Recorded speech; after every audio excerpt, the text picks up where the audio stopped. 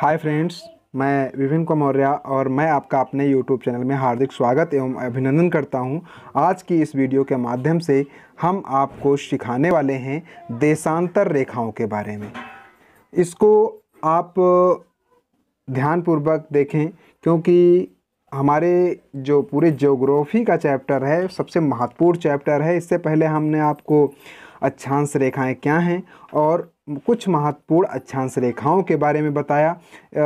इससे पहले वीडियो हम अपलोड कर चुके हैं। यदि आपने अभी तक वो वीडियो नहीं देखे हैं तो हमारे वीडियो लिस्ट में जा कर के देख सकते हैं। वहाँ पर बहुत सारे ज्योग्राफी प्रथम चैप्टर जो हमारा ज्योग्राफी का है वो पूरा मैं पढ़ा चुका हूँ। फिर आगे हम पढ़ेंगे जो है देशांतर रेखाएं। और एक विनम्र निवेदन है आप सभी लोगों से कि हमारे वीडियो को जितना अधिक हो सके शेयर करें, क्योंकि इससे दूसरे बच्चे भी जो है अत्यधिक लाभ उठा सकें। तो चलिए स्टार्ट करते हैं देशांतर रेखाओं के बारे में। तो सबसे पहले हम इसको पढ़ लेते हैं फिर समझाते हैं। उत्तरीय ध्रुव का, ठीक है, उत्तरीय ध्रुव दक्षिणी ध्रुव से जोड़ने वाली, उत्तरीय ध्रुव को दक्षिणी ध्रुव से जोड़ने वाली, ठीक है, जोड़ने वाली रेखाओं को, ठीक है, देशांतर या याम्योत्तर कहते हैं। ठीक है, ये समझ लीजिए आप। उत्तरीय ध्रुव को दक्षिणी ध्रुव से जोड़ने वाली रेखाओं को, काल्पनिक रेखाओं को, ठीक है, जो ये रेखाएं हैं हमारी, ये काल्पनिक रेखाएं हैं। ठीक है, ये आपको ध्यान रखना है। उत्तरीय ध्रुव से दक्षिणी ध्रुव को जोड़ने वाली, ठीक है, काल्पनिक रेखाओं को, ठीक है, हम अक्षांश या याम्योत्तर कहते हैं। इसको आप बखूबी समझ सकते हैं। जो यहाँ पर लाइनें बनी हुई हैं, इन लाइनों को हम अक्षांश देशांतर या याम्योत्तर कहते हैं। ठीक है, यहाँ पर उत्तर ध्रुव को, अब इसको फिर से एक बार हम पढ़ लेते हैं जिससे कि क्लियर हो जाए। उत्तरीय ध्रुव को दक्षिणी ध्रुव से जोड़ने वाली काल्पनिक रेखाओं को, ठीक है, देशांतर या याम्योत्तर कहते हैं। इसके बीच की दूरी को अंशों में मापा जाता है और इनके जो बीच की दूरी है, ठीक है, जो दो अक्षांश रेखाओं की बीच की दूरी होती है, इसको हम डिग्री में मापते हैं या अंश में मापते हैं। ये आपको ध्यान रखना है। आगे है, प्रत्येक अंश को मिनट में मापा जाता है। ठीक है, प्रत्येक अंश को मिनट में और मिनट को सेकंड में विभाजित किया जाता है। ये अर्धवृत्त हैं, ठीक है, ये अर्धवृत्त हैं तथा उनके बीच की दूरी ध्रुवों की ओर बढ़ने पर घटती जाती है। जैसे कि यहाँ पर ये ध्रुव है हमारा, ठीक है, ये वाला यहाँ पर आप देख सकते हो, ये ध्रुव है हमारा, ठीक है, और जैसे जैसे इसकी ध्रुव की तरफ बढ़ते हैं तो इनके बीच की दूरी घटती जाती है और जैसे जैसे हम भूमध्य रेखा की ओर आते हैं तो इनकी दूरी बढ़ती जाती है। ठीक है, ये आपको ध्यान रखना है। और ध्रुवों पर शून्य हो जाती है। जब हम ध्रुव के पास पहुंचते हैं तो यहाँ पर इनकी जो है बीच की दूरी जो है शून्य हो जाती है, जहाँ सभी देशांतरी याम्योत्तर अक्षांशों पर मिलते हैं। ठीक है, और यहाँ पर जा कर के सभी अक्षांशों पर जा कर के मिल जाते हैं। ठीक है, आगे इसको एक बार फिर से हम पढ़ लेते हैं, इम्पॉर्टेंट है, थोड़ा सा ऊपर हम बढ़ा करके इसको पढ़ लेते हैं। प्रत्येक अंश को मिनट में मापा जाता है, ये ध्यान रखना है। प्रत्येक अंश को या प्रत्येक डिग्री को मिनट में मापते हैं और प्रत्येक मिनट को, ठीक है, सेकंड में मापते हैं, या मापते हैं या विभाजित किया जाता है, अलग अलग किया जाता है। ये अर्धवृत्त हैं। क्या हैं? अर्धवृत्त हैं या अर्धवृत्त आप लोग समझते हैं, तो ये अर्धवृत्त हैं तथा उनके बीच की दूरी ध्रुवों की ओर बढ़ने पर घटती जाती है और ध्रुवों पर शून्य हो जाती है, जहाँ सभी देशांतरी याम्योत्तर अक्षांशों पर मिलते हैं। ये आपको ध्यान रखना है। फिर आगे आते हैं हम प्रमुख याम्योत्तर। ठीक है, अब जो हमारी प्रमुख याम्योत्तर है उसके बारे में देख लेते हैं। अक्षांश रेखाओं से भिन्न सभी देशांतरीय याम्योत्तरों की लंबाई समान होती है। ठीक है, अगर हम इनकी लंबाई की बात करें तो ये समान होती हैं जितनी भी हमारी यामियोत्तर रेखाएं हैं या कह सकते हो देशांतर रेखाएं हैं, इनकी जो लंबाई होती है वो सभी की एक जैसी होती है, समान होती है। ठीक है, आगे देख लेते हैं। इसलिए इन्हें सिर्फ रेखाओं द्वारा व्यक्त करना कठिन था। ठीक है, इन्हें जो है रेखाओं द्वारा व्यक्त करना कठिन था। तब सभी देशों ने निश्चय किया ग्रीनविच, कौन सी? ग्रीनविच, जहां ब्रिटिश राज की वेधशाला स्थित है, से गुजरने वाली यामियोत्तर से गिनती शुरू की जाए। इस यामियोत्तर को प्रमुख यामियोत्तर कहते हैं। इसका मान 0 देशांतर है तथा यहाँ से हम 180 डिग्री, ठीक है, पश्चिम तक गणना करते हैं। इसको यहाँ से समझ सकते हो। ठीक है, थोड़ा सा हम इसको बड़ा कर लेते हैं। तो यहाँ से आप समझ सकते हैं इसको, जो हमारी ये बीच की रेखा है, ठीक है, थोड़ा सा इसको इस प्रकार से समझिए। ये जो हमारी बीच की रेखा है, ठीक है, ये हमारी 0 डिग्री है, या हम कह सकते हैं ग्रीनविच जहाँ पर स्थित है, इसको हम यहाँ से गिनती हमने शुरू की। तो पूर्व से स्टार्ट करते हैं। ठीक है, 30 degree, 60 degree, 90 degree, 150 degree, 100 degree, 150, 120। लेकिन ये ध्यान रखना, इसके आगे पूर्व और पश्चिम ये लगाना जरूरी है। इस प्रकार से इसकी हम गणना करते हैं। प्रमुख जो हमारी देशांतर रेखाएं हैं, इनकी इस प्रकार से गणना की जाती है। तो चलिए आगे चलते हैं। प्रमुख यामियोत्तर भी हमारा हो गया।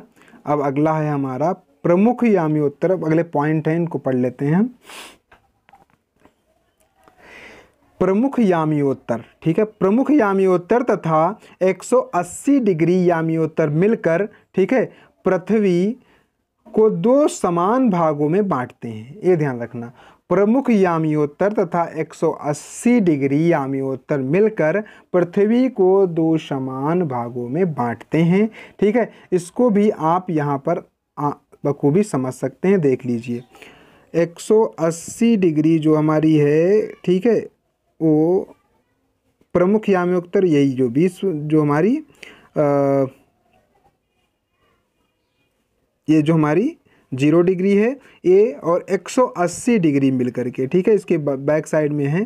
ठीक है, ये दोनों मिल करके पृथ्वी को 2 बराबर हिस्सों में बांटती हैं। ठीक है, जिस प्रकार से हमारी अक्षांश रेखाएं दो, जो हमारी भूमध्य रेखा है, 2 भागों में बराबर बांटती है, इसी प्रकार से जो हमारी खड़ी लाइनें हैं या देशांतर हैं, यामियोत्तर है, वो 0 डिग्री और 180 डिग्री ये मिल करके जो है इसको 2 भागों में बांटती हैं। इसको आगे चलिए देखते हैं।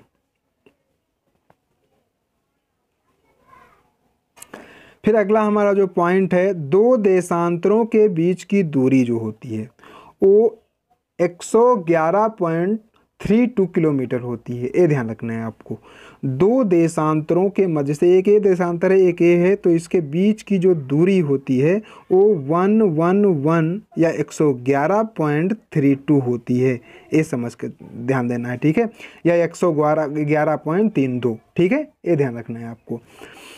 फिर आगे है अगला पॉइंट हमारा, तो ये है 2 अक्षांशों के बीच की दूरी। ठीक है, 2 अक्षांश, पहले जो थे देशांतर थे, अब अक्षांश, जैसे कि एक हमारा अक्षांश ये हो गया, एक ये हो गया, इनके बीच की जो दूरी होती है वो 111 किलोमीटर होती है। कितनी होती है? 111 किलोमीटर होती है। ये आपको ध्यान रखना है। फिर अगला है देशांतरों को व्यक्त करते समय, देशांतरों को व्यक्त करते समय इनके सामने पूर्व या पश्चिम लिखना अनिवार्य है, जैसा कि हमने अभी ऊपर बताया। अगर जैसे कि हम इन देशांतरों की गणना कर रहे हैं तो 0, तो इधर हम पूर्व लिखेंगे, इधर की जितनी भी देशांतर रेखाएं हैं इनमें पूर्व जरूर लिखेंगे हम, और इधर की जो हैं, ठीक है, इनके आगे हम पश्चिम अवश्य लिखेंगे। जितने डिग्री की अक्षांश देशांतर होगी उसको डालेंगे, उसके आगे पश्चिम अवश्य लिखेंगे। ये आपको ध्यान रखना है, ये हमारा अनिवार्य पॉइंट है। देशांतरों को व्यक्त करते समय इसके सामने पूर्व या पश्चिम लिखना अनिवार्य है। अगला है 180 डिग्री पूर्वी देशांतर तथा 180 डिग्री पश्चिमी देशांतर दोनों एक ही यामियोत्तर पर स्थित होते हैं। ये आपको ध्यान रखना है। फिर अगला हमारा जो है देशांतर एवं समय, बहुत ही इम्पॉर्टेंट टॉपिक है, इसको हम अगले चैप्टर में पूर्णतया पढ़ाने वाले हैं। इसलिए हाँ, यदि आपने अभी तक हमारे चैनल को सब्सक्राइब नहीं किया तो कर लीजिए, वरना बाद में पछताएंगे, क्योंकि यहाँ से आपको बहुत कुछ सीखने को मिलने वाला है। तो देशांतर एवं समय, यहाँ पर हम इसकी साधारण जानकारी लेंगे, और भारत का जो मानक समय है, जो भारत का देशांतरीय, जो हमारे भारत का मानक समय है, उसको देशांतर के रूप में कैसे जानते हैं या कैसे सीखते हैं, इसके बारे में हम अगली वीडियो आपको बनाकर देंगे। कल आ जाएगी आपकी वो अगली वीडियो, ठीक है। फिर जो देशांतर एवं समय, इसके बारे में हम पढ़ लेते हैं।